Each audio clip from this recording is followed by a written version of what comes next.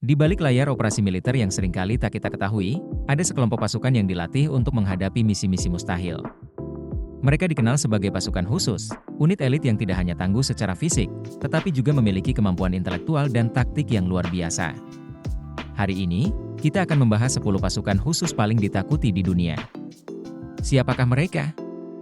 Apa yang membuat mereka begitu luar biasa? Mari kita mulai.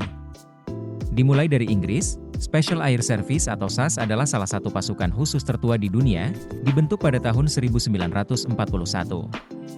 Moto mereka yang terkenal, Who Dares Wins, mencerminkan semangat mereka untuk menghadapi risiko dalam setiap misi. SAS memiliki spesialisasi dalam kontraterorisme, penyelamatan sandera, dan operasi rahasia. Dalam operasi terkenal di Iran pada 1980, SAS berhasil membebaskan sandera dari Kedutaan Besar Iran di London, yang kemudian dikenal sebagai Operasi Nimrod. Rekaman aksi mereka menjadi simbol keunggulan taktik pasukan khusus. Latihan SAS sangat brutal, mulai dari bertahan hidup di alam liar hingga simulasi perang di lingkungan ekstrim. Tidak heran mereka disebut sebagai salah satu pasukan terbaik di dunia. Selanjutnya adalah Navy SEALs dari Amerika Serikat. Nama mereka adalah akronim dari Sea, Air, and Land, yang mencerminkan kemampuan mereka untuk beroperasi di 3 dimensi tersebut.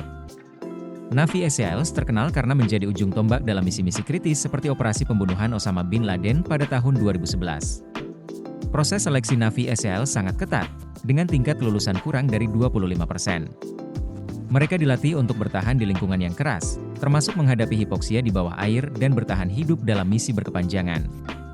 Navy SEALs bukan hanya pasukan tempur, tetapi juga unit intelektual yang memanfaatkan teknologi mutakhir dalam setiap operasi mereka.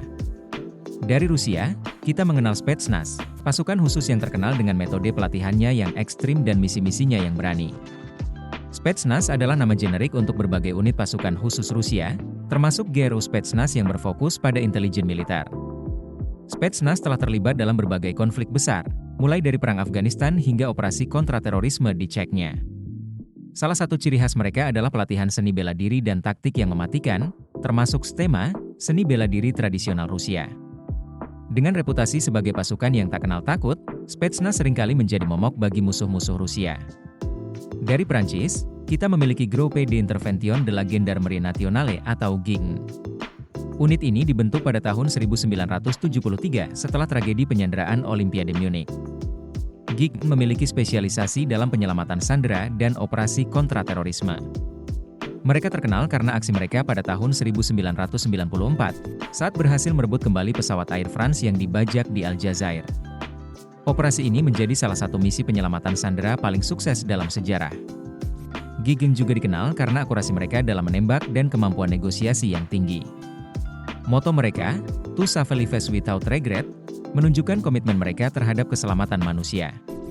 Kanada mungkin jarang kita dengar dalam konteks militer, tetapi Joint Task Force 2 atau JTF-2 adalah salah satu pasukan khusus paling profesional di dunia. Dibentuk pada tahun 1993, JTF-2 fokus pada operasi kontraterorisme dan intelijen taktis. Meskipun banyak operasi mereka bersifat rahasia, JTF-2 diketahui telah terlibat dalam perang melawan terorisme global, termasuk di Afghanistan. Pelatihan mereka sangat menuntut, mencakup misi penyusupan diam-diam di area berbahaya. Pasukan ini juga dikenal karena ketepatan mereka dalam menembak, dengan sniper mereka memegang rekor tembakan terjauh di dunia. Dalam dunia yang penuh ketidakpastian, pasukan khusus adalah garis pertahanan terakhir melawan ancaman terbesar. Mereka tidak hanya dilatih untuk menjadi tentara, tetapi juga pemikir strategis yang mampu mengambil keputusan dalam tekanan ekstrim. Dari SAS di Inggris hingga Kopassus di Indonesia, mereka semua adalah simbol keberanian, keahlian, dan pengabdian. Terima kasih telah menonton video ini. Jika Anda ingin belajar lebih banyak tentang sejarah militer atau strategi modern, jangan lupa untuk like, subscribe, dan tinggalkan komentar Anda di bawah. Sampai jumpa di video berikutnya.